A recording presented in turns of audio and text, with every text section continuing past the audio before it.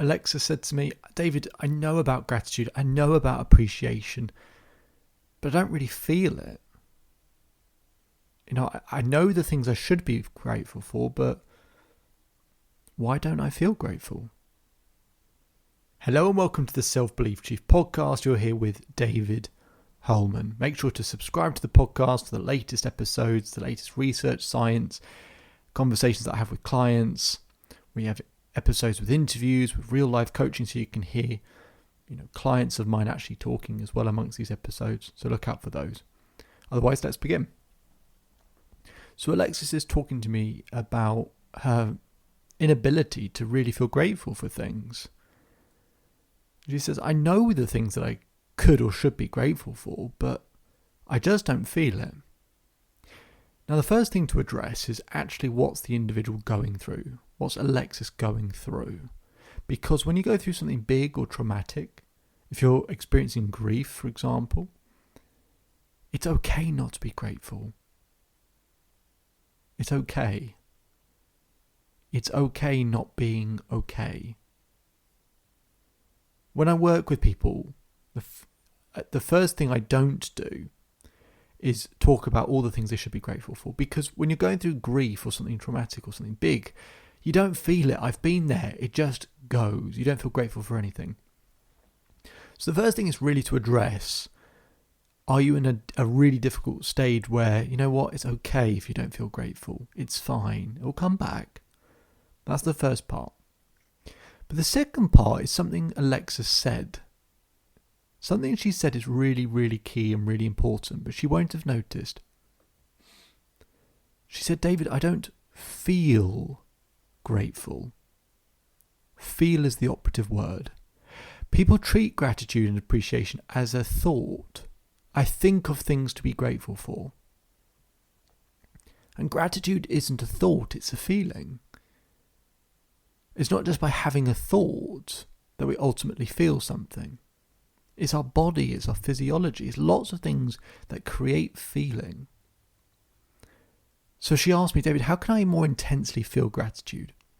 So this is something you might want to try wherever you're listening, but this is what I got Alexis to do. I said to her, I'd like you to get your pulse, right? So feel your pulse on your wrist and take your wrist and put it against your heartbeat. So put your wrist against your heartbeat so you can feel your pulse against your heartbeat. She can feel her heartbeat against her wrist. I said to Alexis, now close your eyes. I said, okay, now what's going to start happening is we're going to pull in things that you could be grateful for. But I want you to keep your wrist on your heart. The reason I was getting her to keep her wrist on her heart is what they find when you think of being in a relaxed, comfortable state. You imagine as a baby you were held potentially against your mother's chest. Part of the soothing comfort was actually feeling another heartbeat. Now your heart doesn't know that your pulse is you, right? It can easily think it's another human being with another heartbeat. So you put your pulse against your heartbeat and for your heart it feels like it's someone else. It's that small bit of pressure on your chest. And what they find is, if you pull in things that you're grateful for, and you keep your wrist there, and you do that for 2 minutes, something amazing happens. So your ECG and ERG, so those jaggedy lines that you see on in a hospital, your sort of heart rate monitor and things like that, and your brain waves, they're those jaggedy lines. So they're really always sharp and pointed, and they're always sort of out of sync with each other. But if you keep your pulse on your heart, and you think of things you're grateful for, close your eyes, think of things you're grateful for. In 2 minutes, what happens is they find that both your brainwaves and your heart rate, so those jaggedy lines, they start to smooth out. And not only do they smooth out, they sync up. Now for me, gratitude is about deep synchronization. To really be able to feel something, your body has to feel in unison. It has to feel synchronized. And that's a way to do it. So you pull in things you're grateful for. So I get Alexis to do this. And I say, okay, think of a moment you're really proud of. And I want you to reach out with your left hand and I want you to pull that into your chest. Think of a moment you're really proud of. Okay. Think of another moment you're proud of. Pull that one in as well. Okay. Keep your wrist on your heart. I'd like you to think of someone in your life that really makes you smile. Pull them in. And really feel it. And now I'd like you to pull in someone that is always supportive, always caring, always considerate. Pull them in. I would like you to think of some places that you've travelled to, that you've had the privilege to see and visit. Pull those in.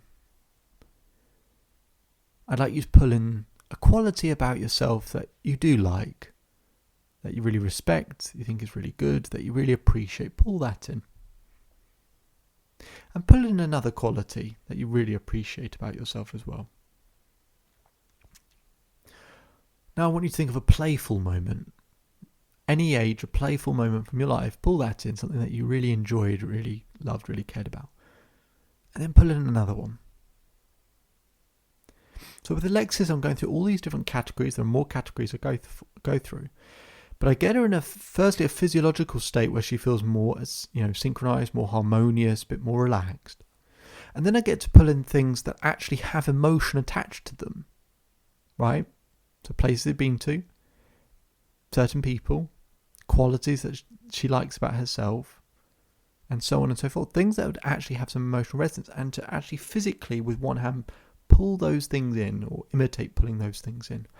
And what we do is we start stacking it, right? Because it can be hard to be grateful just on one thought, right? But if we get our body in a relaxed state where it feels synchronized, and then we pull in a moment and another one and another thing and another moment and another thing and another moment and another thing, and we keep stacking and stacking and stacking and stacking till it feels like this wave crashing and washing over you, completely refreshing you.